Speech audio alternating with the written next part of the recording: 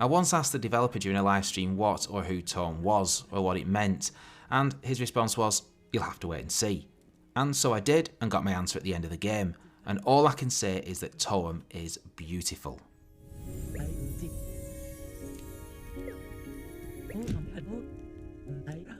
There seems to have been a proliferation of Pokemon Snap style photo sim games of late. We've had the lovely beasts of Marveya Island, Nuts, Penco Park and Alicom, but for me, TOEM takes this emerging genre to new heights. You play as a small pointy-nosed character on an adventure across Scandinavian-inspired landscapes to capture the elusive TOEM on camera. Along the way, you meet a whole host of bizarre characters, and I mean bizarre. The game is structured into small biomes. In each you're faced with a series of creative mini-quests, all of which involve using your camera. At any time you can open your to-do list, each objective has a short one-line clue to steer you in the right direction, and there's something so satisfying when items get crossed off that list. Complete a task and get a stamp on your community card, get enough stamps and collect your free bus ticket to get to the next area. TOEM features a striking monochrome palette with big bold outlines used for characters and objects in the world. Characters are drawn in 2D but exist in a 3D world, with an art style akin to Nintendo's Paper Mario games, albeit without the vibrant colours. Now all of this would count for nothing if the game were a chore to play, but TOEM is an absolute delight. It's a sort of game that will fix a permanent smile on your face. Each biome is so well crafted and features such diverse tasks, taking pictures of things has never been so much fun. I'd actually describe TOEM as a puzzle adventure with point and click elements, as most objectives require some thinking outside the box, deciphering clues and finding key objects.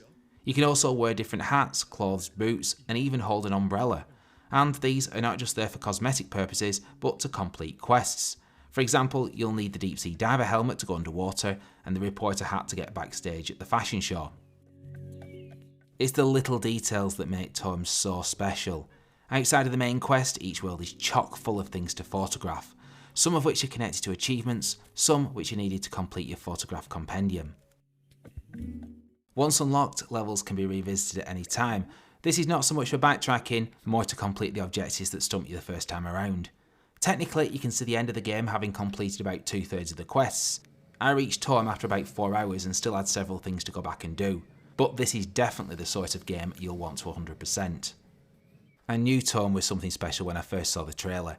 This was confirmed when I played the demo during the Steam Next Fest, and now having played the final release, well, I'm happy to say this is a definite contender for Indie Game of the Year. It's just so wholesome, so aesthetically pleasing, so Moorish, you really will struggle to put this one down.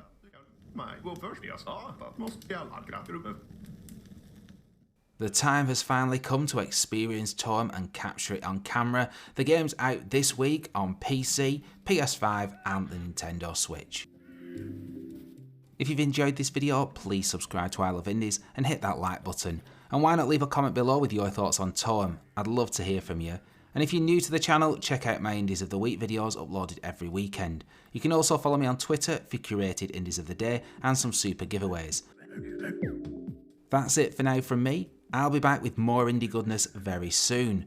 Until the next video guys, keep loving indies.